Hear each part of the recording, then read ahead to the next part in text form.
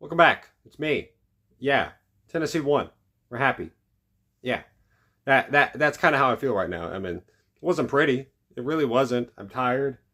We're jumping back an hour this week, but our offense jumped forward a bit. Nice to see Nico continue his confidence, continue his throwing. He had a great throw on third down in late part of the game to Thornton, which I thought was the best pass he had all night.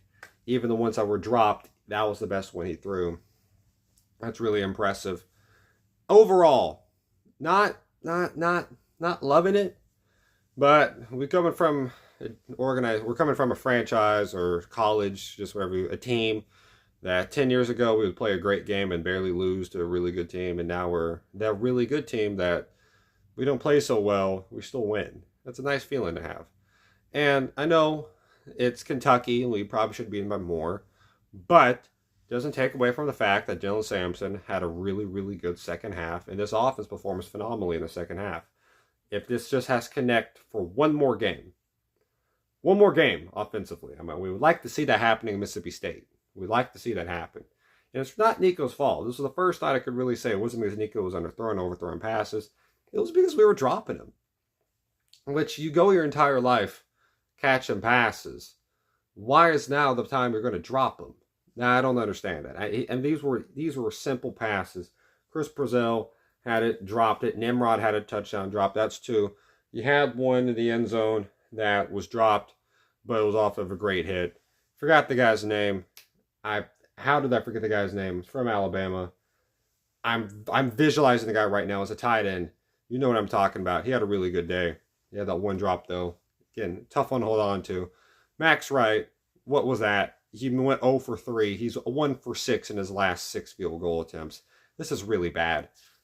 We still win out of all this. Pressure got there. Brock Vandergrift got hurt. The other guy had a good drive, 2 good throws, and then proceeded to do nothing else, which was nice to see because of that pressure we got in. Norman Lott, can you please stop getting penalties whenever it really matters? I know Norman Lott's really, really good, but the problem is sometimes he makes really good plays, and then while making the play, he gets a face mask. You had that there. Didn't really mean much at the end because we got a 3 and out, 4 and out actually, the following, just the next 4 plays. But you can't be doing that. No. I'm interested though because we have Mississippi State coming up right now, and they have to play Ole Miss. Georgia does, and they just got dropped. They dropped 60 on Arkansas. Yeah, we don't like Arkansas right now because Arkansas is not helping us out at all. Because if Arkansas is able to win some games or at least keep some games close, it makes more sense on why they lost. We're not having like it. I like Sam Pittman. I thought the win against us would probably just save Sam Pittman's job.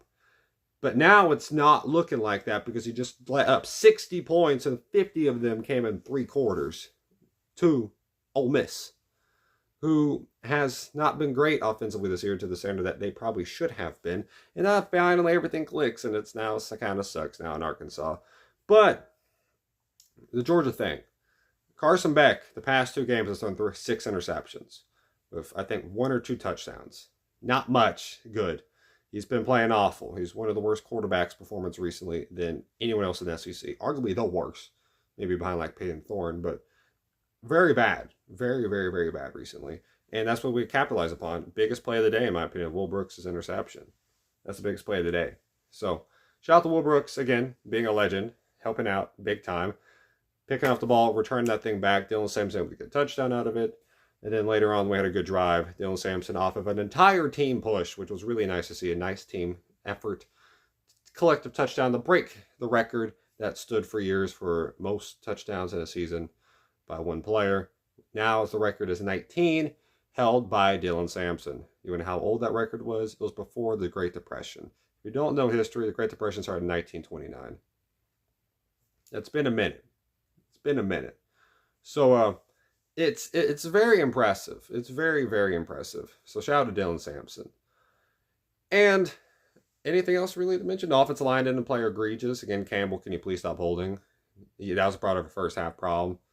And anything else really? I mean, we kind of got to see more of the run game outside of Sampson. It's kind of nice. Bishop got hurt. We had the other guy step in.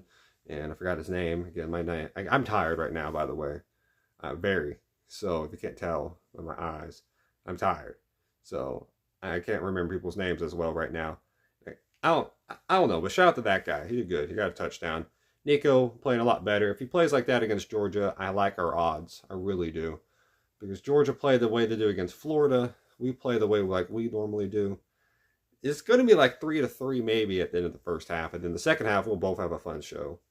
We'll see what happens. We've struggled in Georgia the past few years, ever since Kirby Smart got to feel the wrath of Jawan Jennings and my man, Joshua Dobbs.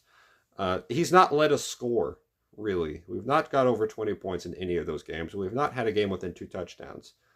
Outside of the one in 2022, my bad. Whenever we were ranked above them, and I didn't like that. And we got showed why. Can't give Georgia bulletin board material and expect nothing to happen. They're going to come out and beat you. They're going to be like Texas. It's going to be like Texas. Also, shout out to Texas Tech for beating Iowa State. Takes someone out the playoff for the moment. Penn State losing. I knew that was going to happen. If you didn't, I didn't even watch the game, to be honest. I was out there doing some other stuff with someone else. And Penn State played horrific in the red zone in big moments. Again, what else do you expect? It's Ryan Day versus James Franklin. It's Ohio State versus Penn State. Without Saquon Barkley, they're never going to beat Ohio State.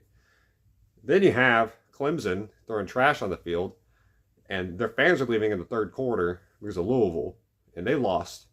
So, haha, Clemson. We're the best orange and white team right now. So, everything else going on. College football, interesting day. Georgia had a heavy struggle against a third-string quarterback of Florida. I mean, I know Lagway was in, but then he got hurt. And for a long part of that game, this game was a lot closer than it should have been.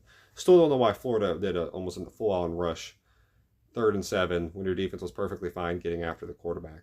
Not perfectly fine, but I'd rather drop 6 or 7 in coverage on the 3rd and 7 against Carson Beck that's had struggles throwing the ball today, rather than blitz 7 and possibly have a protection. That's really good. That's Georgia's offensive line. And Kirby Smart's not an idiot, so he's going to be able to tell if there's a blitz coming. They put the right line set up, and they throw a one-on-one. Aaron Smith got wide open. You throw a pass. Beck can do that. So, yeah, I don't know why they did that. But anyway, back to this. Got to catch better. Brew McCoy still ain't get that touchdown. Need those cookies. But he did good. He's the one guy who can catch consistently, so that's not a big surprise. I want to see Mike Matthews more. I really do. I think Mike Matthews is really, really good. If any more of these guys start dropping passes, we got to get him in because he's really talented. I want to see him perform well. So that's kind of how I feel about everything. Defense overall very good. That quarterback step in for Kentucky did not that bad. Next up, we're playing Mississippi State. Let's go beat Mississippi State. They got to win today against UMass, and they kind of struggled in the first quarter. Then they just took care of business like they should. But nice to see Nico continue, and I believe this was improvement. Everything else I was not surprised about, but what I was surprised about how accurate Nico was today. Very good job. Good job, Nico. Keep up that.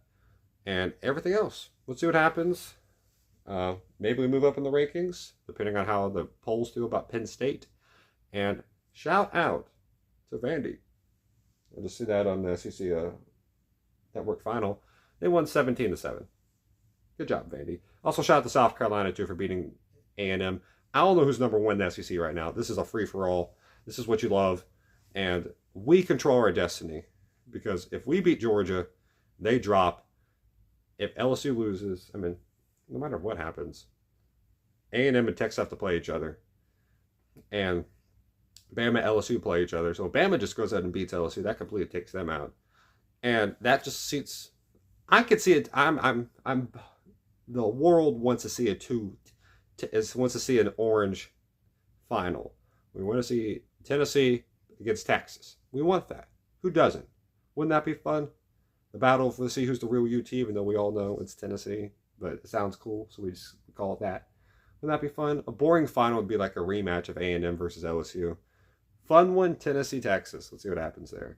But yeah, hope you have a great day, y'all. Put in the comments your own opinions. Hope you have a great day, y'all. Stay safe. Remember, God bless y'all.